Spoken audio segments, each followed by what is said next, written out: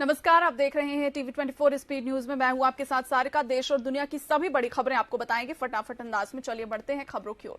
पाकिस्तान के पूर्व प्रधानमंत्री इमरान खान की गिरफ्तारी के लिए शहबाज शरीफ सरकार ने एक ऑर्डिनेंस को मंजूरी दी है। सोमवार और मंगलवार के दरमियान रात केयरटेकर प्रेसिडेंट साजिद संजरानी ने इस पर दस्तखत कर दिए हैं।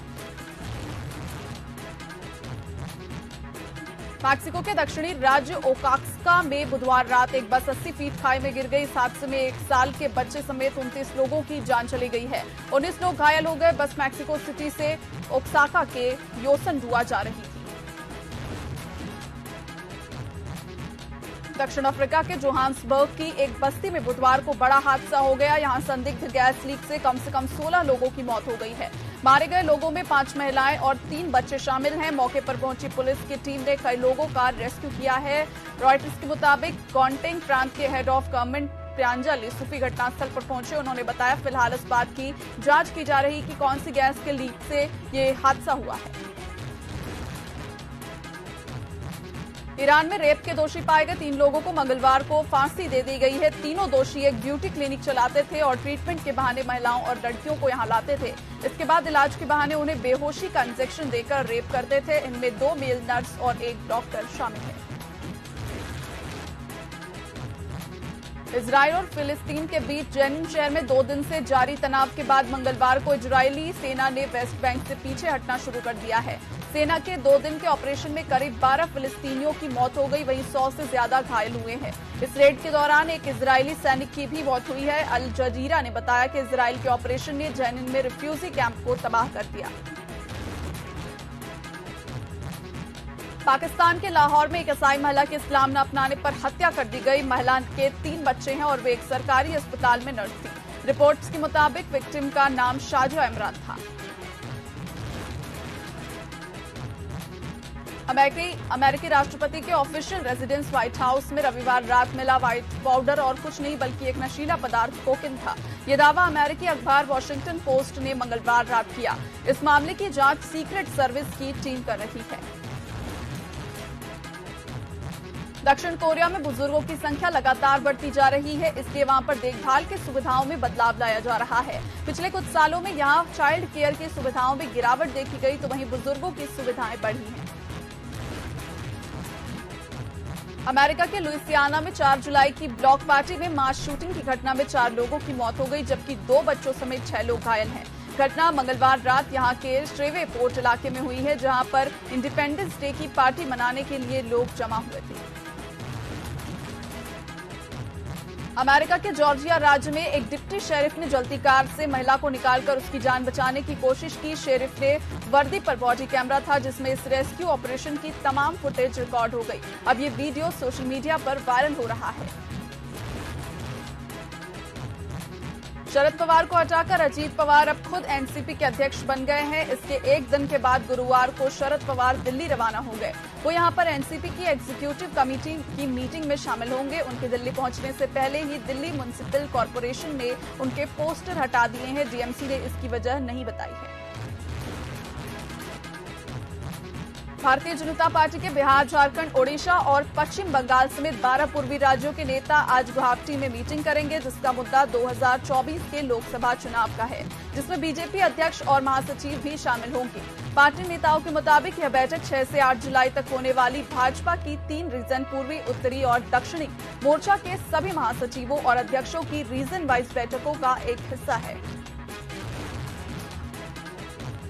गुजरातियों को ठग कहने के मामले में बिहार के डिप्टी सीएम तेजस्वी यादव के खिलाफ समन भेजने पर आज अहमदाबाद की मेट्रो कोर्ट में दोनों पक्षों की दलीलें पूरी हो गई है। 28 जून को पिछली सुनवाई में शिकायतकर्ता की ओर से 5 गवाह पेश हुए थे। इनके बयान दर्ज होने के बाद कोर्ट ने मामले की अगली सुनवाई 7 जुलाई को तय की थी। केंद्रीय कैबिनेट ने बुधवार को पर्सनल डेटा प्रोटेक्शन बिल 2023 के ड्राफ्ट को मंजूरी दे दी है। इस बिल को संसद के मानसून सत्र में पेश किया जाएगा। संसद का मानसून सत्र 20 जुलाई से शुरू हो रहा है। बिल में प्रावधान है कि नियम तोड़ने वाली कंपनी पर 250 करोड़ रुपए तक का जुर्माना भी लगाया जा सकता है। यह कानून लागू होने के बाद लोगों को अपने डेटा कलेक्शन, स्टोरेज और प्रोसेसिंग के बारे में डिटेल मांगने का अधिकार मिल जाएगा। तंजानिया के जांजिबार में आईआईटी कॉलेज शुरू होगा। ये भारत के बाहर खुलने वाला पहला आईआईटी कैंपस होगा। बुधवार को शिक्षा मंत्रालय, आईआईटी मद्रास और तंजानिया की एजुकेशन मिनिस्ट्री के बीच इसके लिए एमओयू साइन हुआ। इस मौके पर विदेश मंत्री एस जयशंकर और तंजानिया के राष्ट्रपति हुसैन अली मिनवी मौजूद रहे। अक्टूबर में इस कैंपस का प्रोग्राम लॉन्च किया जाएगा। मणिपुर में मैतेई और कुकी समुदाय के बीच हिंसा शुरू हुए 2 महीने से ज्यादा हो चुके हैं। 3 मई को शुरू हुई ये हिंसा। अब तक 135 लोगों की इसमें मौत हो चुकी है। 420 से ज्यादा लोग घायल हुए हैं। मणिपुर हिंसा की मुख्य वजह हाईकोर्ट का एक आदेश है।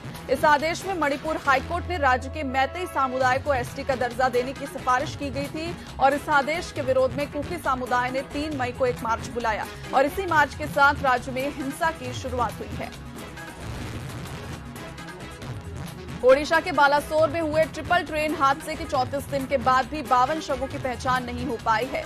बीबीसी की रिपोर्ट के मुताबिक इन शवों को भुवनेश्वर एम्स कैंपस में डीप फ्रिज कंटेनर में रखा गया है और 6 जून को 81 शवों का डीएनए सैंपल जांच के लिए दिल्ली भेजा गया था और शुक्रवार को इनमें से 30 सैंपल्स की रिपोर्ट आई और 29 मृतकों की पहचान हुई।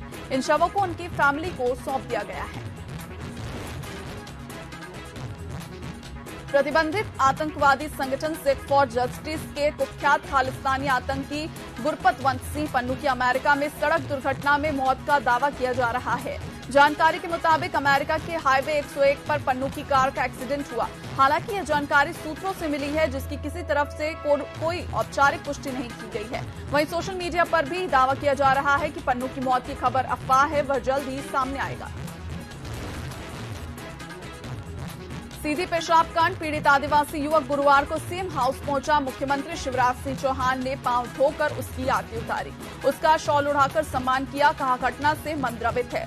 उन्होंने माफी भी मांगी है। आपको बता दें, बुधवार को आरोपी बीजेपी नेता प्रवेश शुक्ला के घर पर प्रशासन ने तोड़फोड़ की कार्रवाई की थी, जिसके बाद रात को कांग्रेस नेता पीड़ित के घर धरने पर बैठ गए। वे आरोपी का घर पूरी तरह से तोड़ने की मांग कर रहे थे। सीधी से बीजेपी विधायक केदार शुक्ला और पार्टी के अन्य नेता भी पीड़ित के घर पहुंच गए। गुरुवार को शेयर बाजार ने अपना नया ऑल टाइम हाई रिकॉर्ड बनाया है। कारोबार के दौरान सेंसेक्स ने 65,677 और 19,466 का स्तर हुआ। इसमें पहले सेंसेक्स 55 अंकों की गिरावट के साथ 65,391 के स्तर पर खुला। वहीं निफ्टी में भी 13 अंकों की गिरावट रही है और यह 19,385 के स्तर पर ओपन हुआ था। डॉलर के मुकाबले रुपया 15 पैसे कमजोर होकर 82.3पर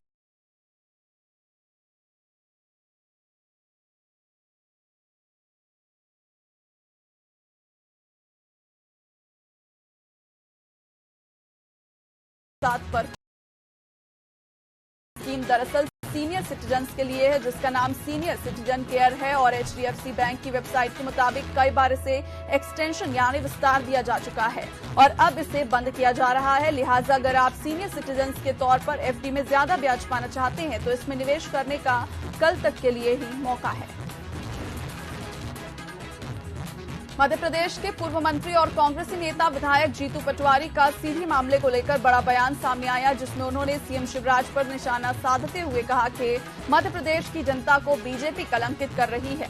सीधी मामले का आरोपी भारतीय जनता पार्टी का कार्यकर्ता है, जिसने इस घिनौनी हरकत को अंजाम दिया था। इसके साथ ही जीतू पटवारी ने गृहमंत्री नरोत्तम मिश्रा को निकम्मा बताया है। गुना में ग्वाल समाज के युवक की हत्या मामले में प्रशासन की कार्रवाई से समाज के लोग असंतुष्ट नजर आ रहे हैं। आपको बता दें कि मृतक के परिजन आरोपियों का घर तोड़े जाने की मांग कर रहे थे, लेकिन नगर पालिका ने अवैध रूप से बनाई गई दुकानों पर नोटिस चस्पाकर 24 घंटे के बाद यह कार्रवाई की। पुलिस ने एहतियात के तौर पर मृतक राजू ग्वाल के पिता को थाने में बैठा लिया था। इससे गुस्साए ग्वाल समाज के लोग थाने पहुंचे और मृतक के पिता को थाने से निकाल लाए, जिसके बाद लोगों ने कार्रवाई पर असंतुष्टि जताते हुए नगरपालिका के दफ्तर पर तालाबंदी कर दी और चक्का जाम शुरू कर दिया। करीब 45 मिनट तक रास्ता जाम किया गया और इस दौरान पुलिस ने करीब 7 लोगों को हिरासत में लेकर जाम खुलवाया। आबकारी विभाग के उड़नदस्ते ने जिले के मोहना कस्बे में खुलेआम दुकान खोलकर शराब बेच रहे एक व्यक्ति को गिरफ्तार किया। पुलिस ने बताया कि उनके कब्जे से 29 पेटी देशी अंग्रेजी शराब और बियर की बोतल मिली है। इसमें 7 पेटी देशी शराब भी शामिल है। वहीं आरोपी वहीद खान के खिलाफ आबकारी अधिनियम के तहत मामला दर्ज कर पुलिस आगे की कार्रवाई में जुट गई है। ग्वालियर में ओबीसी महासभा ने 2 मुद्दों को लेकर पुलिस महानिरीक्षक को ज्ञापन सौंपा और नारेबाजी करते हुए प्रदर्शन किया। उन्होंने कहा कि 24 जून को मुख्यमंत्री शिवराज सिंह चौहान के ग्वालियर दौरे के दौरान ओबीसी महासभा के पदाधिकारी हर्षिता गुर्जर के घर पर एसआई पूनम कटारे ने अभद्र व्यवहार कर उनके साथ मारपीट की और वहीं दूसरा मामला पूर्व थाना प्रभारी बहोड़ापुर क्षेत्र का है, जिस पर कुछ लोगों के खिलाफ झूठी एफआईआर दर्ज करवाई गई थी और प्रदर्शनकारियों ने इन दोनों मामलों में जांच कराने की मांग की है। भोपाल में कृषि मंत्री कमल पटेल ने फसल बीमा रथों को हरी झंडी दिखाकर रवाना किया। कृषि मंत्री कमल पटेल ने बताया कि इन रथों के माध्यम से किसानों को फसल बीमा कराने के लिए प्रेरित और प्रचार प्रसार करने का काम किया जाएगा। फसल खराब होने पर किसानों को कोई चिंता करने की जरूरत नहीं है। राज्य सरकार ने निर्णय लिया है कि फसलों की क्षतिपूर्ति बीमा के माध्यम से की जाएगी। उन्होंने कांग्रेस पर निशाना साधते हुए कहा कि कांग्रेस किसानों के नाम पर घड़ियाली आंसू बहाती है। कांग्रेस के राज में कभी किसानों को राहत नहीं मिली, बीमा भी नहीं मिला और भाजपा सरकार खाद बिजली में बड़ी राहत देते हुए किसानों की आय दोगुनी करने में हमने सफलता प्राप्त की है।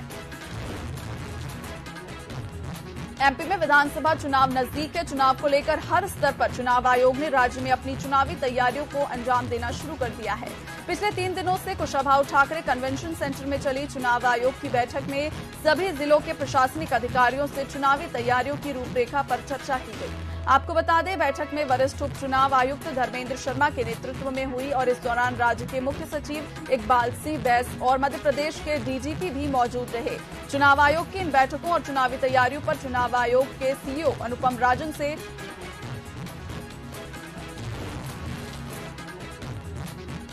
मध्य प्रदेश के ग्वालियर में गैस की पाइपलाइन फटने से चारों तरफ अफरा तफरी मच गई। बताया जा रहा है कि नगर निगम वहां खुदाई का काम कर रही थी, तभी अवंतिका गैस कंपनी की पाइपलाइन फट गई। पाइपलाइन फटने के बाद आग की ऊंची ऊंची लपटें उठने लगी।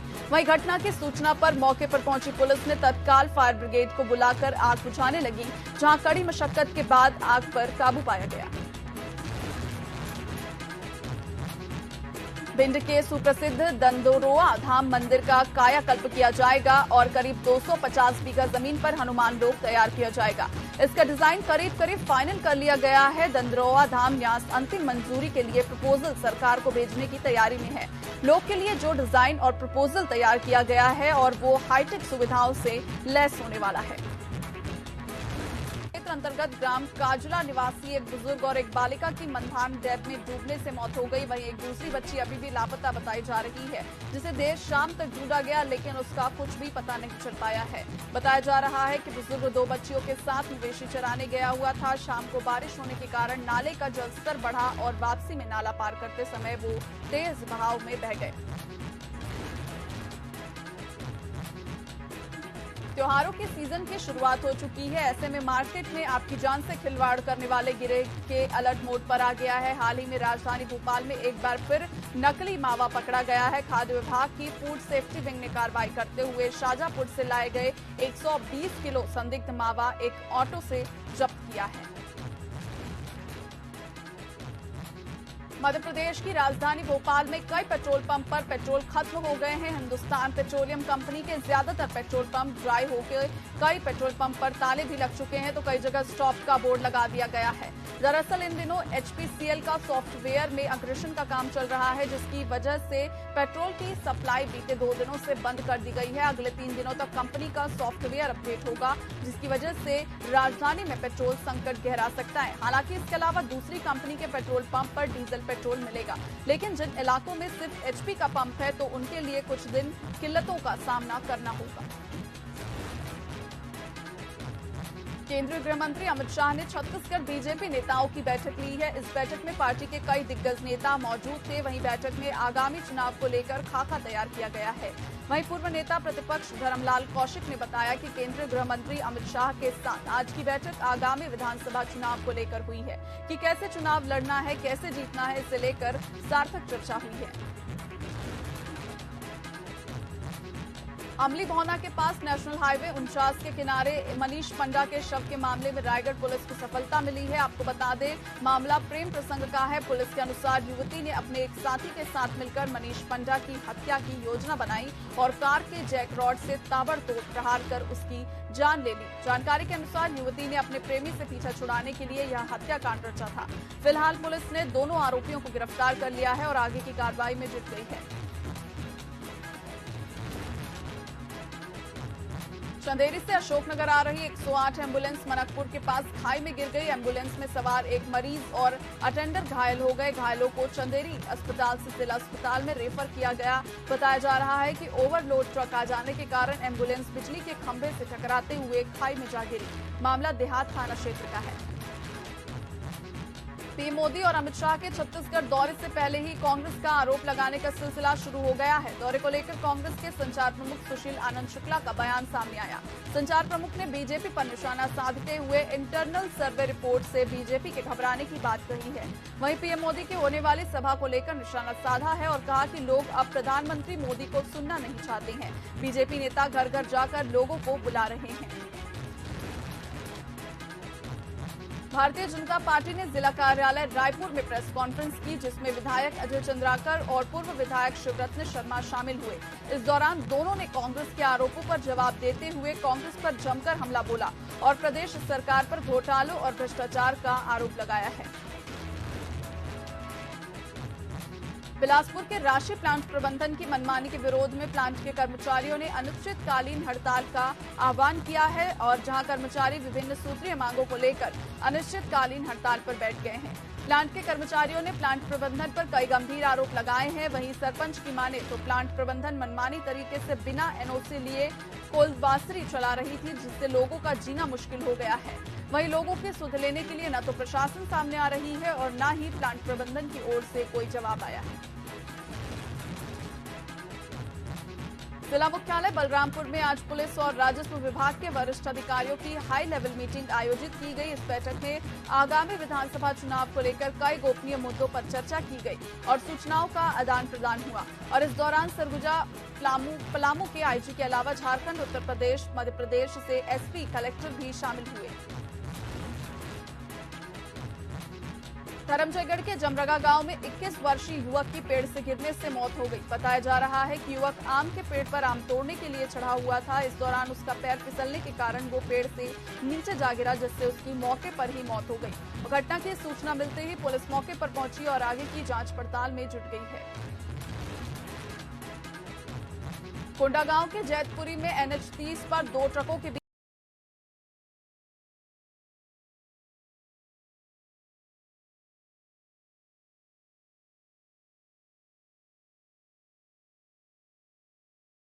आमने सामने 3 दिनों से लगातार हड़ताल पर है। इसी कड़ी में बीजापुर में भी 800 से अधिक की संख्या में अनियमित कर्मचारी हड़ताल पर बैठे हुए हैं, जिससे जिले के शासकीय कार्यों में काफी बाधा उत्पन्न हो रही है। आपको बता दें, उनकी सिर्फ एक सूत्रीय मांग को लेकर वे हड़ताल पर हैं, लेकिन अब तक कोई भी प्रशासनिक पहल नहीं की गई है।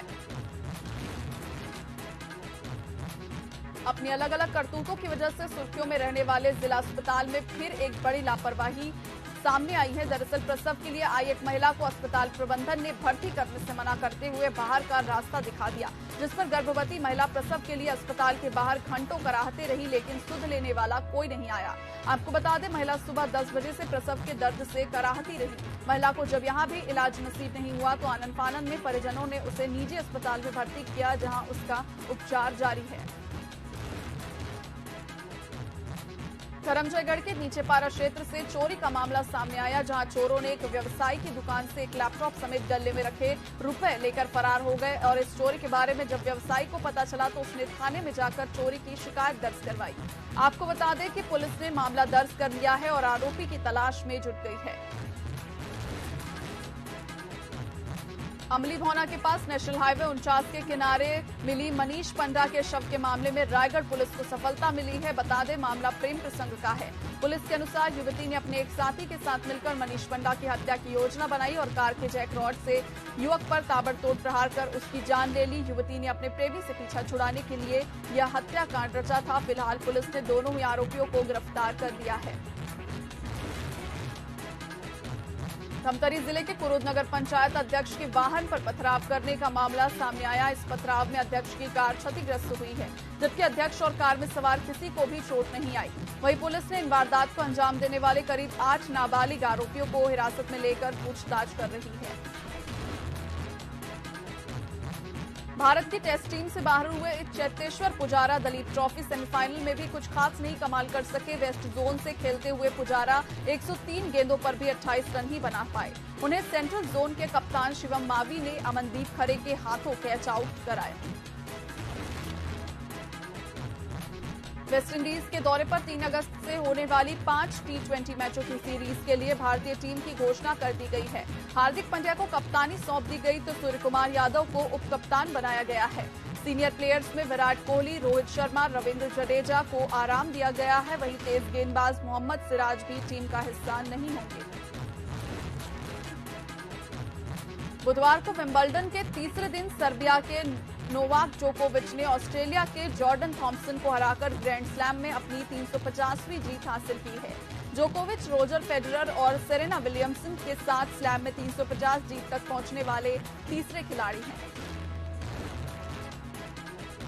वेस्टइंडीज के खिलाफ भारत को टेस्ट और वनडे के अलावा T20 सीरीज भी खेलना है। इसी कड़ी में अजीत अगरकर की अगुवाई वाली चयन समिति ने बुधवार को 5 मैचों की T20 सीरीज के लिए भारतीय टीम का ऐलान कर दिया है। 15 सदस्यीय टीम की कप्तानी हार्दिक पांड्या के हाथों में रहेगी। भारतीय टीम को वेस्टइंडीज के खिलाफ 12 जुलाई से 2 मैचों की टेस्ट सीरीज का पहला मुकाबला खेलना है। टीम इंडिया अपने वेस्टइंडीज दौरे पर तैयारी के लिए 10 दिन पहले ही पहुंच गई है और इस टेस्ट सीरीज के लिए टीम इंडिया में कुछ नए खिलाड़ियों को एंट्री भी देखने को मिली है, जिसमें यशस्वी जायसवाल का नाम प्रमुख तौर पर शामिल है।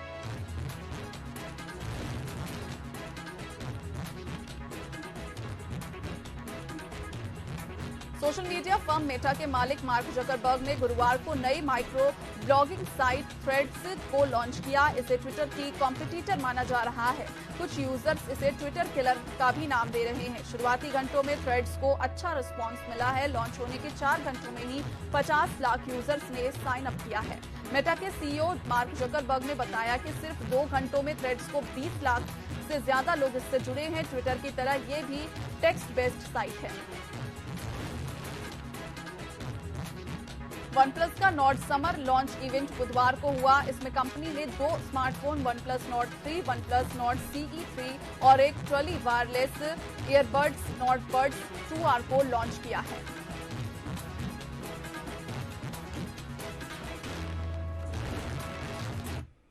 स्पीड न्यूज में फिलहाल इतना ही। देश और दुनिया की सभी बड़ी जानकारियों के लिए देखते रहिए TV24। नमस्कार।